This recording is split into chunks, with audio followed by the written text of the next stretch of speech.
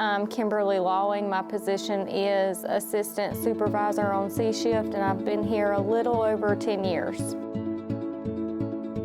It just depends on the day.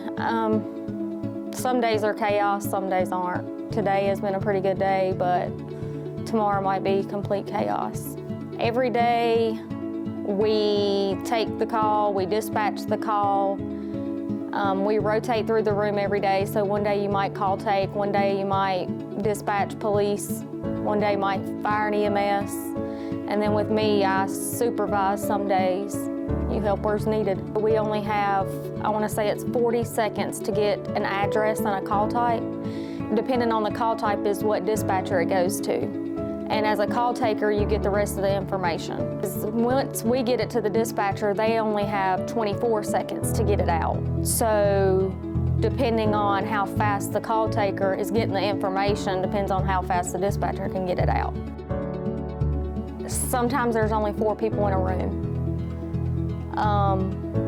A fully staffed shift is 5 people. However, if somebody takes vacation, if someone's sick, if someone's eating lunch or whatever it may be, we're 4 people in a room. You just have to remember that we're sending the help.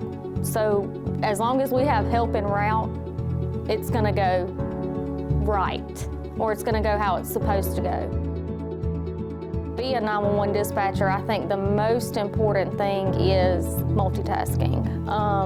You're gonna have to be able to listen in the headset, also listen out of your other ear for what's going on in the room, because if there's a major call, there's gonna be several calls come in on it.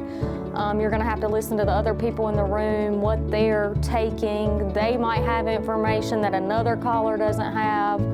So you have to have split ear, is what we call it, where you're listening out of one ear to what's going on in the room, also listening to what's coming in on the phone, on the radio. So we work with our same deputies every day. They work the same rotation as us, except they work 4 a.m. to 4 p.m. We work 5:30 to 6. But we work with the same deputies every day. We track our deputies, we track our EMS units, we track anybody that has a CAD. And if they're out in the field and we don't understand what they say, where they're at on a traffic stop or where they're doing a warrant service at, we can track them on the map. I like knowing that my deputies go home to their families, my medics go home to their families, because at the end of the day, that's one of our top priorities, is making sure your responders go home safe. I'd say the hardest part is, well, there's 2. Not knowing the outcome. You're not gonna know every outcome to every call. There's a lot of calls we don't know the outcome of, and trying not to take it home. So for every good call, there are several bad calls, but you gotta take the good with the bad. You depend on the ones in the room with you. You're with them 12 and a half hours a day, and leaning on other people that's in the room is pretty much the big part of it.